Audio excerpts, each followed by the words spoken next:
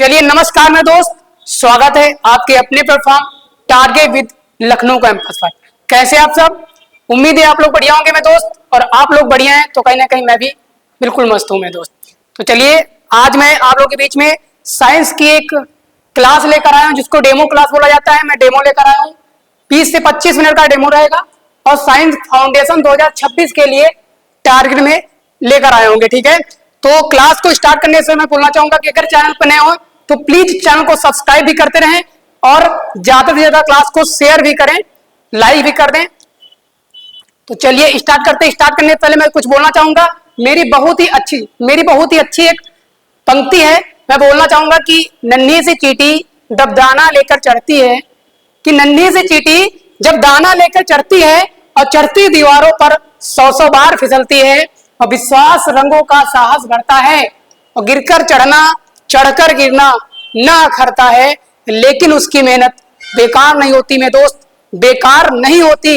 कोशिश करने वालों की कभी भी हार नहीं होती। थोड़ा और बोलना चाहूंगा कि डुबकियां सिंधु में गोताखोर लगाता है और जा जाकर खाली हाथ लौट कर आता है, जा जाकर खाली हाथ लौट कर आता है, और मिलते नहीं सहज यूं मोती गहरे पानी में, और बढ़ता है उत्साह इसी हैरानी में, लेकिन उसकी मुट्ठी हर बार खाली नहीं होती। कोशिश करने वालों की कभी भी हार नहीं होती। लास्ट बोलना चाहूंगा, उसके बाद क्लास को स्टार्ट करूंगा। मेरी सबसे फेवरेट शायरी है कि असफलता एक चुनौती है, उसे स्वीकार करो। असफलता एक चुनौती है, उसे स्वीकार करो। क्या कमी रह गई देखो और सुधार करो। जब तक न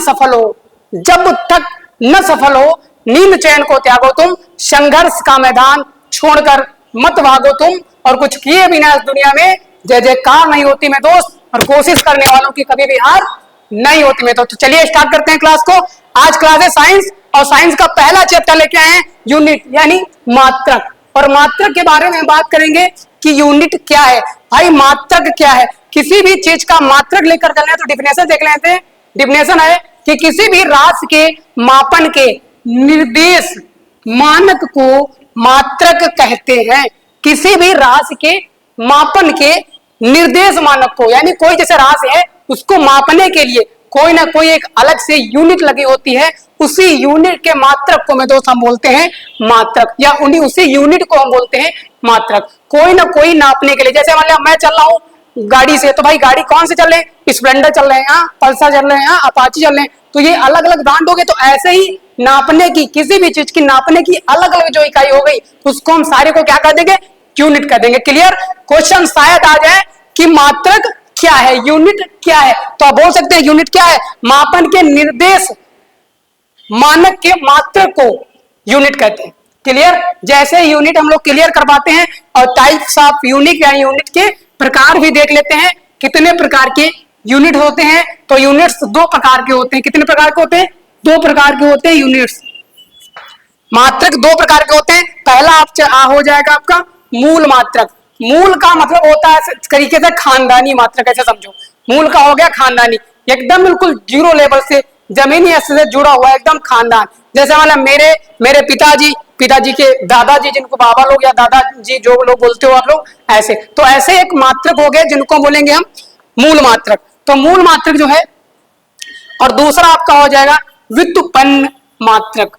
एक हो गया मूल मात्रक और दूसरा हो गया व्युत्पन्न मात्रक। व्युत्पन्न मात्रक आगे चलकर हम लोग बताएंगे, ये पॉइंट आगे चलकर भी बता रहे हैं आप लोगों को। तो अगला देखते हैं कि अब जो है, अच्छा मूल मात्रक। अब मूल मात्रक की जो हम बात कर रहे थे, जो मूल मात्रक की बात कर रहे थे, कितने प्रकार के होते हैं? तो मूल मात्रक जो है वो 7 प्रकार के होते हैं। बताया गया है कि एसआई पद्धति में, क्वेश्चन शायद यहां से 1 नंबर का क्वेश्चन आ जाए कि एसआई मात्रक में मूल मात्रकों की संख्या क्या है। तो एसआई मात्रक में मूल मात्रों की संख्या 7 है मेरे लल्ला, 7 है मेरे दोस्त। ठीक है, तो आप बोल सकते हैं कितने हैं? 7 है। तो चलिए सबसे पहले पहला लेकर चल रहे हैं लंबाई। अभी इसकी कोई हम जो है वो नहीं बनाए, हम तो शॉर्ट टिक नहीं बनाए। उम्मीद है कि इस पे काम चल रहा है। मूल मात्रक की जैसे हम शॉर्ट टिक बना लेंगे, शॉर्ट फॉर्म में आप लोग के बीच में हम लाकर डाल देंगे 1 मिनट के अंदर। ठीक है, तो पहली होगी लंबाई। तो लंबाई का मात्रक क्या हो गया? मीटर। ये आपको याद करना होगा। 2 मिनट के लिए मेरे साथ रिवीजन करते हुए चलो। लंबाई, मात्रक, मीटर। प्रतीक क्या होता है? एम होता है। जैसे मतलब मेरा नाम अरुणेश त्रिवेदी है और मैं शॉर्टकट में डालता हूं AK त्रिवेदी, तो ये हो जाएगा क्या? मतलब एक तरीके से पहचानने के लिए प्रतीक, ऐसे ही पहचानने के लिए क्या हो गया, मीटर का एम। ठीक, चलिए अगला देखते हैं। अगला हो गया आपका दूसरा द्रव्यमान। द्रव्यमान का मतलब होता है किलोग्राम। जैसे ही द्रव्यमान देखे, यहां से एक क्वेश्चन बनता है कि द्रव्यमान और भार में क्या अंतर है, यानी मास और वेट में क्या अंतर है। बहुत ज्यादा बच्चों को परेशान करने वाला क्वेश्चन अगर है, मेरे दोस्तों को अगर बहुत ज्यादा परेशान करता है तो यही करता है कि द्रव्यमान और मास और वेट में क्या अंतर है, यानी द्रव्यमान और भार में क्या अंतर है। तो यहां से एक पॉइंट में समझ सकते हैं, सिर्फ आज से कंफ्यूजन एकदम दूर, एक पॉइंट में समझ सकते हैं द्रव्यमान क्या है, जो हम तुक्के से नापते हैं। जैसे मान लें आपसे हम बोले कि यार, जैसे हम दूध लेकर आए हो, आप हमारे दूध पी रहे हैं, और दूध के लिए मैं आपसे ये बोल दूं कि भाई मुझको इतनी चीनी लाओ सिर्फ, जैसे ही मैं इतनी चीनी बोल दिया, समझ जाना कि गुरुजी हमारे द्रव्यमान की बात कर रहे होंगे, भैया हमारे द्रव्यमान की बात कर रहे होंगे। जैसे ही हम तुक्के की बात करें, यानी एक सीधी से बात करें, द्रव्यमान को हम भौतिक तुला द्वारा मापा जा सकता है। भौतिक तुला मतलब तुक्के से एकदम इतना ले आओ द्रव्यमान। और जैसे भी बोलता हूं तुमसे कि 100 ग्राम चीनी ले आओ, क्या हो गया, भार हो गया। भाई मैं उसका जो है भार बोल दिया कि 100 ग्राम लेकर आओ। क्लियर, द्रव्यमान और भार में अंतर क्लियर हो गया। ज्यादा क्वेश्चन जो है परेशान करने वाला क्वेश्चन था, इसीलिए यहाँ पे हम लोग आप लोगों को बता दिए। ठीक, अगला देखते हैं। अच्छा, द्रव्यमान। और द्रव्यमान का मात्रक क्या होता है, किलोग्राम होता है। और किलोग्राम को हम केजी से प्रदर्शित करते हैं, आप सभी लोगों को मालूम होगा। दैनिक भाषा में हम लोग KG KG KG KG kilogram repeat करते हुए रहते हैं। अगला तीसरा पॉइंट जैसे लिखते हैं, एक बार रिपीट कर लेना। लंबाई का मात्रक मीटर, द्रव्यमान का मात्रक किलोग्राम। जैसे ही तीसरा समय आ जाता है टाइम, तो टाइम का मात्रक क्या हो जाता है भाई, कितने सेकंड बज के कितना मिनट बज के क्या सेकंड हो गया, तो समय का मात्रक क्या हो गया, सेकंड हो गया। पहला लंबाई का मात्रक मीटर, दूसरा द्रव्यमान का मात्रक किलोग्राम, तीसरा समय का मात्रक सेकंड, और सेकंड का प्रतीक क्या होता है मेरे दोस्त, एस होता है। अगला लेकर चलते हैं चौथा पॉइंट है ताप। ताप का मात्रक हो जाएगा मेरे दोस्त क्या, केल्विन। तो ताप का मात्रक क्या हो गया, केल्विन। केल्विन को के से प्रदर्शित कर लेते हैं। एक बार फिर रिपीट करते हैं कि लंबाई का मात्रक मीटर, द्रव्यमान का मात्रक किलोग्राम, समय का मात्रक सेकंड, और ताप का मात्रक केल्विन। ओके, अगला देखते हैं विद्युत धारा। 10th क्लास में क्वेश्चन है विद्युत धारा। विद्युत धारा जिसका मात्रक क्या है, एम्पियर। और एम्पियर का जो है मात्रक क्या होता है, संकेत क्या होता है, प्रतीक क्या होता है, ए। और अगला चौथा है आपका ज्योति तीव्रता, जो कैंडेला, कहीं कहीं कंडला या कैंडेला आपको लिखा हुआ देखा जाएगा, जिसको आपका मात्रक हो जाएगा सी और डी। क्लियर, सी और डी। एक बार रिपीट कर लेते हैं, आगे लेकर चलते हैं। लंबाई का मीटर, द्रव्यमान का किलोग्राम, समय का सेकंड, उम्मीद है मेरे साथ पढ़ते हुए चलो। ताप का केल्विन, विद्युत धारा एम्पियर, ज्योति तीव्रता कैंडेला। अगला लेकर चलते हैं। अच्छा, अगला जैसे ही बात आ जाता है, हम लोग मात्रक पढ़े थे मूल मात्रक साथ, उसके बाद कुछ पुराने मात्रक भी हो जाएंगे। क्या हो जाएंगे, कुछ पुराने मात्रक भी हो जाएंगे। जो पुराने मात्रक हो जाएंगे, पुराने मात्रक, उनके भी कुछ नए संकेत हो रहे हैं। पुराने मात्रक यानी पहले नाम, जैसे मेरा नाम अवनेश त्रिवेदी, घर पे जाओगे तब सब लोग सत्यम बोलेंगे, यानी कुछ पुराना नाम था, अब क्या हो गया, अब नया नाम हो गया। तो एक बार ये देख लेते हैं, जो ताप था, ताप को पहले हमने डिग्री या सेंटीग्रेड में बोला करते थे। डिग्री या सेंटीग्रेड ये ओल्ड था, पुराना था। न्यू वर्जन जैसे आ गया, जैसे हम सभी लोग करते हैं ना, फोन है अभी देखो जो है 17 प्रो आ रहा है, अभी न्यू वर्जन फिर आ जाएगा। तो जैसे ये ओल्ड था, अब न्यू वर्जन क्या आ गया भाई, डिग्री सेंटीग्रेड, यानी डिग्री और सेंटीग्रेड। इस तरीके से आप न्यू हो गया। जिसका ताप का आवृत्ति का हो जाएगा कंपन प्रति सेकंड, कंपन प्रति सेकंड। और जो पुराना ये था, ये पुराना है, कंपन प्रति सेकंड पुराना था, और जो नया है वो हर्ट्ज हो जाएगा नया, यानी एच और जेड हो जाएगा हर्ट्ज। अगला है ज्योति तीव्रता। ज्योति तीव्रता को पहले हम लोग कैंडल, मैंने बोला था ना कि कैंडल है कैंडला, दोनों प्रकार को आपको देखने को मिलेगा। जैसे ही आप कंफ्यूज मत होना, अगर कैंडल आ जाए तो आप ज्योति तीव्रता का मात्रक पे टिक कर देना। अगर कैंडल आ जाए सीडी, तभी आप लोग कर देना, परेशान होने की जरूरत नहीं है। अगला देखते हैं व्युत्पन्न मात्रक। जैसे हम बोले थे कि व्युत्पन्न मात्रक क्या होता है, वे सभी मात्रक जो मूल मात्रकों की सहायता से व्यक्त किए जाते हैं, व्युत्पन्न मात्रक कहलाते हैं। जैसे मूल मात्रक 7 हो गए, व्युत्पन्न मात्रक हो गया कि वो जो मूल मात्रक हैं उनकी सहायता से जो हम व्यक्त कर रहे हो। जैसे मान लें हम जा रहे हो कहीं बाइक से, तो मेरी सहायता क्या हो गई, बाइक। पैरों से चले, बाइक पे बैठे, सहायता हो गई। ये हो गया हमारा व्युत्पन्न मात्रक। क्लियर? अगला देखते हैं। हाँ, बहुत अच्छा पॉइंट है। 2022 CHSL में पूछा गया क्वेश्चन था ये। 2022 CHSL में क्वेश्चन पूछा गया था कि सबसे बड़ी दूरी मापने की इकाई क्या है। सबसे बड़ी दूरी की, सॉरी, दूरी मापने की सबसे बड़ी इकाई क्या है, ये क्वेश्चन पूछा गया था। तो दूरी मापने की सबसे बड़ी इकाई क्या है? प्रकाश वर्ष, लाइट ईयर, सबसे बड़ी मात्रक है। तो आप लोग भी नोट कर लेना कि दूरी का जो सबसे बड़ी इकाई है मापने की, यानी दूरी मापने की सबसे बड़ी इकाई आपकी हो जाएगी प्रकाश वर्ष हो जाएगा। एक प्रकाश वर्ष बराबर क्या होता है? 9.46। यहाँ पे दिक्कत मत करना, पॉइंट के बाद सिंगल क्वेश्चन नंबर पढ़े जाते हैं। 9.46 नहीं, 9.46 गुणे 10 की पावर 15 मीटर। ये आपका हो जाएगा एक प्रकाश वर्ष की दूरी बराबर, एक प्रकाश वर्ष बराबर 9.46 इंटू 10 की पावर 15 मीटर। दूरी मापने की सबसे बड़ी इकाई पार्सेल हो जाएगा। एक प्रकाश वर्ष की ऊंचाई एक प्रकाश वर्ष की आपकी क्या हो जाएगी? 9.46 इंटू 10 की पावर 15 मीटर। और दूरी मापने की सबसे बड़ी इकाई जो बोले थे प्रकाश वर्ष, और प्रकाश वर्ष की जो है सबसे बड़ी इकाई पारसेक हो जाएगा। तो दूरी मापने की सबसे बड़ी इकाई जो बोले थे वो पारसेक हो जाएगा। ठीक है। और एक पारसेक बराबर होता है 3.26 होता है प्रकाश वर्ष, 3.26 मीटर प्रति सेकंड। तो क्योंकि आपको जो है लंबाई कर रहे हैं तो मीटर पर सेकंड लेकर चलेंगे ही। अगला हो जाएगा बल। बहुत अच्छा, अगला आ गए हैं। पहला मात्रक हो गया, हमें लग रहा अच्छा अभी नहीं, यूनिट के बाद दूसरा हमारा चैप्टर जो है वो गति हो जाएगा, मोशन देखेंगे थोड़ा 2 मिनट के लिए, मोशन भी पढ़ा देंगे। अगला है बल, फोर्स क्या होता है? सीधी बात, फोर्स क्या होता है? इसको छोड़ो, फोर्स क्या होता है?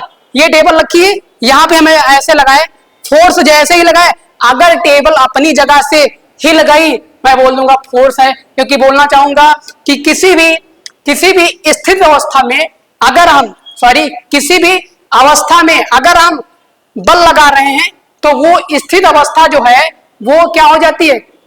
वो अपने पथ से अगर हिल जाती है, यानी वो गतिज अवस्था में हो जाती है, उसके रंग रूप आकार जो भी परिवर्तन हो जाएंगे उसको हम बोलेंगे फोर्स, बोलेंगे बल। बल कई प्रकार के होते हैं, 2 प्रकार के बल होते हैं। पहला हो जाएगा संतुलित बल, दूसरा हो जाएगा असंतुलित बल। संतुलित बल क्या है? संतुलित बल ये हो जाएगा जैसे मान लिया हम ऐसे किए और 10% इधर से लगा रहे हैं, 10% इधर से लगा रहे हैं और दोनों के क्या कर रहे हैं? बीच में ऐसे कर रहे हैं, जिसका परिणामी बल 0 हो जाएगा, उसको हम बोल देंगे संतुलित बल। असंतुलित बल होता है रस्सी वाला खेल, लड़कियों वाला रस्सी ऐसे पकड़ ली जाती है, इधर पर खींच जाती है, इधर खींच जाती है, अगर इधर 10% ज्यादा लग गई तो रस्सी इधर आ जाती है, लड़कियां इधर खींचाती हैं। अगर रस्सी 10% इधर आ गई तो रस्सी इधर आ जाती। उसी में अगर 10% इधर से 10% इधर लग रहा है तो समझ जाना वो संतुलित बल है। फोर्स 2 ही प्रकार होते हैं, जिसका मात्रक एसआई मात्रक हो जाएगा न्यूटन। न्यूटन जो है, न्यूटन एसआई मात्रक हो जाएगा इसका बल का। बल का एसआई मात्रक क्या हो जाएगा? न्यूटन। अच्छा, न्यूटन जो है आविष्कार किए थे अपने नियम का, मोशन मतलब अपने लॉ का नियम बनाए थे न्यूटन ने। तो एक जैसे सेब गिर रहा था, वहां से न्यूटन ने नियम का आविष्कार कर दिया, नियम बना दिया। तो पहला नियम बनाया न्यूटन ने, अपना पहला नियम बनाया जिसको जड़त्व का नियम भी कहते हैं। यहाँ से मतलब थोड़ा आउट कर दिया लेकिन समझा देते हैं, न्यूटन आ गया तभी। तो न्यूटन ने पहला नियम बनाया, जो पहला नियम हो जाएगा आपका जड़त्व का नियम या फिर गैलीलियो का नियम। ये होता है 2023 एसएससी में पूछा गया क्वेश्चन, एमटीएस सीएचएसएल तो भूल गए, लेकिन हाँ एसएससी में पूछा गया क्वेश्चन 2023 का था कि जो है गैलीलियो का नियम, न्यूटन का पहला नियम किस नियम से भी जाना जाता है, न्यूटन का पहला नियम किस नाम से जाना जाता है? तो आप बोल देंगे गैलीलियो के नियम के नाम से, यानी गैलीलियो का नियम। तो न्यूटन का पहला नियम या जड़त्व का नियम, जड़त्व का जो नियम है, न्यूटन का पहला नियम क्या कहता है? न्यूटन का पहला नियम कहता है कि यदि किसी वस्तु को विरामावस्था में या फिर गतिज अवस्था में तब तक रखते हैं जब तक उस पर कोई बाह्य बल ना लगे। यानी समझना, जैसे मान लो मैं पंखे से एक बाल्टी लटका दिया और बाल्टी को एक निर्वात अवस्था में रख दिया। निर्वात का मतलब हो जाता है जहां पे हवा ना जाए, पानी ना जाए, ठीक है। उसके बाद उसमें हम इसे धक्का लगा देते हैं, लेकिन वो तब तक चलती रहेगी। ये साइंस का 100% है, तजुर्बा भी है, इसका तजुर्बा भी है। हम लोग एक बार साइंस एक्सपेरिमेंट करेंगे इस पे। तब तक वो चलती रहेगी जब तक उसकी कोई बाह्य बल नहीं लगाएंगे। जब तक बाह्य बल नहीं लगाएंगे तब तक वो चलती ही रहेगी। इसको कहेंगे न्यूटन का पहला नियम। और न्यूटन का जो पहला नियम है वो 3 प्रकार के होते हैं। मोशन ऑफ रेस्ट यानी विराम का जड़त्व, एक ऐसा जड़त्व हो जाता है विराम का जो स्थिर होता है, और एक हो जाएगा आपका दिशा का जड़त्व, और दूसरा हो जाएगा गति का जड़त्व। तो न्यूटन का जो पहला नियम है, पहला नियम जड़त्व का नियम, वो भी 3 प्रकार के हो गए। पहला हो गया आपका गति का जड़त्व, दूसरा हो गया आपका स्थिर अवस्था, स्थिर का अवस्था, और दूसरा हो गया डायरेक्शन यानी दिशा का जड़त्व। अगला बात करते हैं न्यूटन का दूसरा नियम। न्यूटन का दूसरा नियम कहता है आपके कैच पे डिपेंड करता है। आप लोग जब क्रिकेट खेल रहे होते हैं तो क्रिकेट को जैसे ही खिलाड़ी लोग कैच लेते हैं तो क्या करते हैं, जैसे ही कैच आती है हाथ को भी क्या करते हैं, ऐसे थोड़ा पीछे कर लेते हैं। इसी को कहते हैं न्यूटन का दूसरा नियम। क्यों? क्योंकि जब फोकस आ रहा होता है, फोकस आ रही होती है, और हाथों के बीच जो गदेलियों के बीच जो लगने वाला बल होता है वो होता है परिणामी बल, और परिणामी बल जो होता है वो शून्य हो जाता है, उसको टाइम के साथ पीछे खींचना पड़ता है।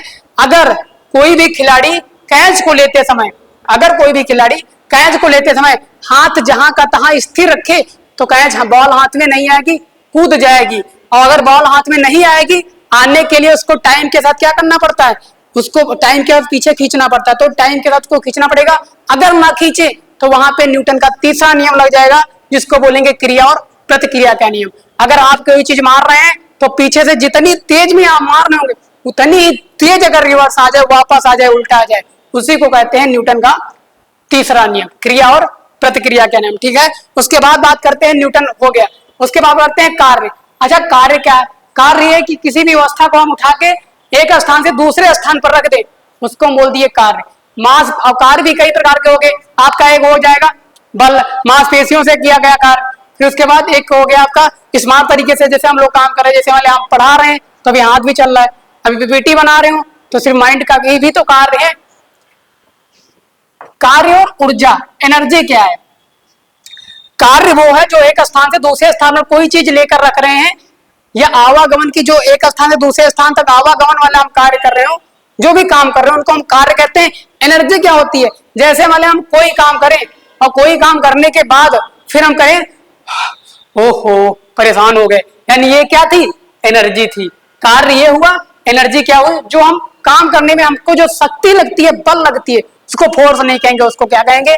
उसको एनर्जी कहेंगे। कभी कभी ऐसा होता है वर्क बहुत कर रहे होते हैं, काम नहीं होता है 1% लेकिन एनर्जी हमारी लगती है। तो बल भले, कार्य भले भी ना हो लेकिन एनर्जी हमारा जरूर वेस्ट होगा। और बात करते हैं ऊर्जा, एनर्जी। तो एनर्जी का जीसीएस मात्रा, एसआई मात्रक नहीं, जीसीएस मात्रक जो है वो अर्ग होता है, और एसआई मात्रक जो है वो जूल होता है। ध्यान रखना, कंफ्यूज मत होना। अगर कार्य या ऊर्जा का सीजीएस प्रणाली अगर पूछ ले, कार्य अगर ऊर्जा का सीजीएस अगर प्रणाली पूछ ले तो आप लोग अर्ग लगाएंगे, और अगर आपको एसआई मात्रक पूछ ले तो आप लोग लगाएंगे जूल।